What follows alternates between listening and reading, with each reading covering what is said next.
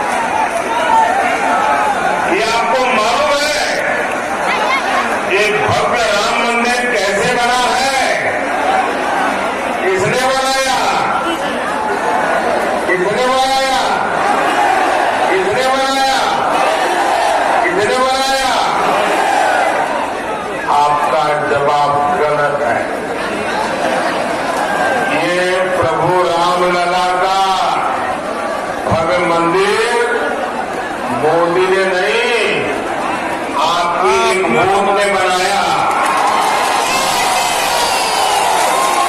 ये आपके एक वोट की ताकत है कि रामलला का भव्य मंदिर बना है। चले ये रामलला का मंदिर मतलब 500 साल का इंतजार 500 साल का इंतजार ये खत्म हुआ। मैं ओडिशा के सभी लोगों को बहुत बहुत बधाई देता हूं। भाइयों बहनों,